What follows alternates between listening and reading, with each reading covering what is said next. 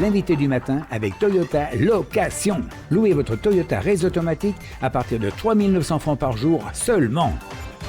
Bonjour Jean-François Bodin. Bonjour Nicolas. On s'intéresse ce matin à la rentrée scolaire pour les établissements de la DEC puisque vous recevez le nouveau directeur de la DEC. Oui, Manuel Van der Schot, bonjour.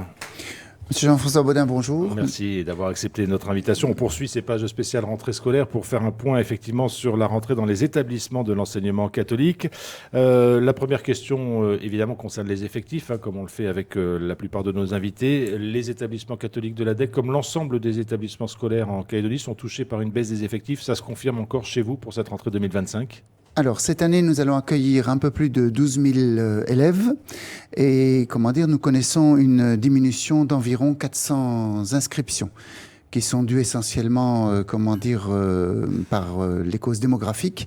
Évidemment, je ne nie pas l'impact des mouvements de population, mais qui sont quand même assez relativement restreintes. Alors, est-ce que ce baisse des effectifs, environ 400 élèves, vous a obligé à adapter les établissements scolaires, à fermer des classes ? Enfin, quelles sont les nouveautés pour cette rentrée en matière de classes et d'établissements scolaires ? Voilà.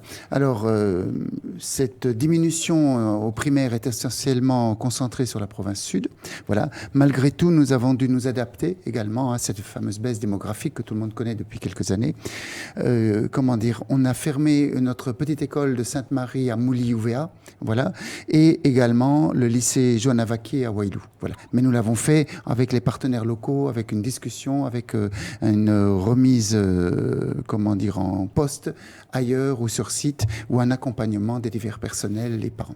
Alors toute cette baisse des effectifs, on le sait, cette année, elle est due à deux raisons. Il y a la baisse démographique qui court depuis plusieurs années et puis il y a eu les conséquences des émeutes parce qu'on sait qu'il y a eu des mouvements de population. Dans tous les cas, la population baisse. Est-ce que vous réfléchissez avec vos autres partenaires que sont le vice-rectorat, le gouvernement sur les années qui viennent parce qu'il y aura des décisions sans doute difficiles à prendre ? Tout à fait. Monsieur le vice-recteur a également dans son discours de rentrée d'avant-hier précisé que nous mutualiserions, voilà, et nous sommes donc dans cette optique de partage et d'avancer ensemble pour une éducation proposée à tous et partout en Nouvelle-Calédonie. Alors, baisse des effectifs, fermeture d'une école à Ouvea, fermeture du collège de Wailou. Est-ce qu'il y a dans chaque classe un professeur ? Est-ce qu'il y a dans chaque établissement un directeur ? Est-ce que les enfants seront accueillis normalement pour cette rentrée ? Alors, tous les élèves que leurs parents nous confient seront accueillis en bonne et due forme comme d'habitude. Pour répondre précisément à votre question, un directeur est effectivement en place dans chaque établissement. Nous ajustons l'arrivée de quelques derniers personnels d'enseignement, mais comme cela se fait tous les ans depuis des années, nous ajustons, voilà. Alors, l'année dernière, l'enseignement catholique avait été obligé de placer quelques 500 salariés environ en chômage partiel, juste après les émeutes. Est-ce qu'aujourd'hui, ce personnel est réintégré ? Est-ce que la DEC fonctionne à nouveau, si j'ose dire, à plein au niveau de son personnel ? Il y a 1500 personnes embauchées par la DEC. Alors, 1500, y compris les enseignants. En propre, nous avons près de 500 personnels. Voilà.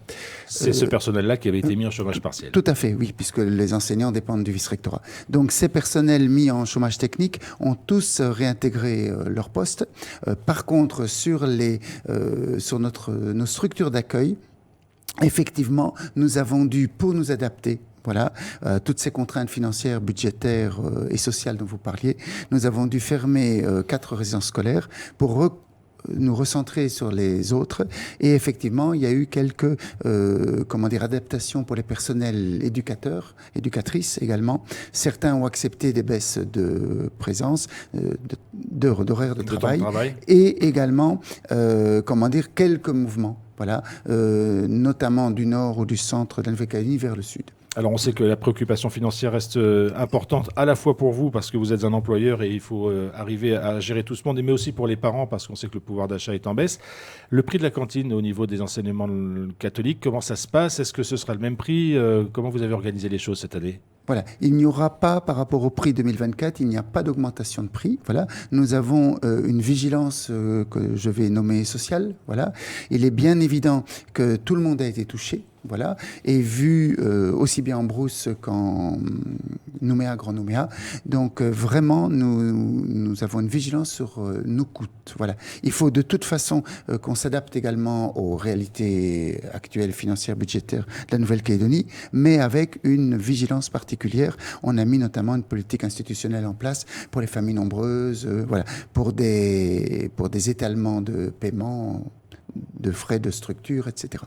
Manuel van der Schot, cette question du financement de l'enseignement catholique, on sait, a suscité beaucoup de débats. Il y a une loi qui a été adoptée l'année dernière, si mes souvenirs sont bons, pour assurer en quelque sorte le financement par les collectivités. Est-ce qu'aujourd'hui les choses se sont mises en place? Est-ce qu'il y a encore des inquiétudes de ce côté-là?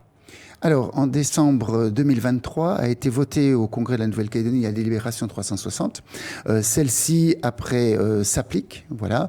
Il y a encore des ajustements, voilà, qu'elle prévoit des réunions, voilà, que je vais solliciter.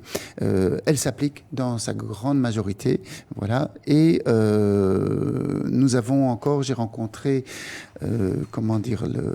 l'association, son président, Monsieur Dédane Florentin, son président. L'association des maires de Nouvelle-Calédonie. Merci, oui, l'association des maires de Nouvelle-Calédonie, afin qu'il puisse entamer un travail avec la province Nord et qu'on puisse, là encore, percevoir les sommes qui nous sont dues selon la délibération 360. Mais la structure prévue dans cette délibération vous convient? Elle est censée assurer normalement de façon pérenne le financement? Oui, si nous parvenons à l'appliquer pleinement et entièrement, et si cette application se faisait correctement, il n'y aurait aucun souci. Mais c'est vrai que c'est mon travail, c'est le travail des institutions à veiller à son application. Alors Manuel van der Schot, parlons un moment, si vous le voulez bien, de ce qu'on appelle le caractère propre de l'enseignement catholique, qui tourne autour évidemment de la pastorale, des valeurs de l'Évangile. Est-ce que c'est quelque chose qui sera très présent cette année? Comment vous allez mettre en œuvre cet aspect spécifique de l'enseignement catholique? Très bien. Je vous remercie de cette question. Ça me permet ici de remercier tout le corps apostolique qui nous soutient depuis des années et de manière continue, et avoir un petit mot pour Monseigneur Calvet, qui est désormais évêque émérite et qui a toujours participé, porté, défendu l'enseignement catholique. Donc, dans cette veine-là, sur ce chemin-là, je vais m'engager en cette année jubilaire qui a pour thème Pèlerin d'espérance.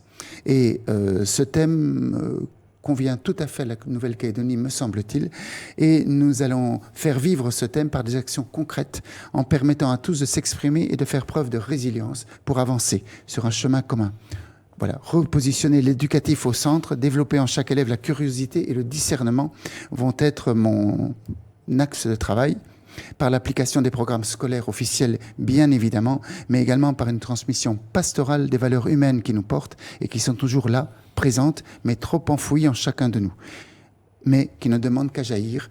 Ça va être donc notre, pour l'institution que je représente, notre chemin, éduquer, donner les bases du savoir, au fin que chacune et chacun trouve sa place et participe à une société calédonienne prospère et apaisée. Alors comment ça va se traduire concrètement, ces choses-là? Il va y avoir des choses en plus des cours, des événements organisés dans les établissements scolaires? Alors, il y aura évidemment, en plus des cours, puisque nous sommes tenus par nos contrats d'association d'assurer le programme comme il est assuré dans les établissements publics, mais en plus, effectivement, on donnera une couleur aux événements. Voilà, une couleur pastorale, voilà, avec des réflexions, des temps de réflexion menés par tous les enseignants afin que les élèves puissent s'exprimer, donner leurs sentiments et de là dérouler un fil et arriver à une réflexion généralisée pour permettre à chacun de grandir. Manuel van der Schot, vous avez été désigné directeur de l'enseignement catholique au mois de septembre. Vous avez dû prendre vos fonctions au mois de décembre après le départ de Karen Cazot. C'est donc votre première rentrée scolaire en tant que directeur. Est-ce que vous êtes serein? Est-ce que vous pensez que malgré cette année 2024 compliquée, elle se déroule pour les enseignements de l'enseignement catholique dans de bonnes conditions? Alors, compte tenu de ce que vous avez dit, ma récente prise de fonction, ma première rentrée, vous dire que je suis serein à 100% serait exagéré, mais il faut trouver des solutions, il faut avancer, ce que j'essaye de faire au quotidien en accompagnant toutes nos équipes.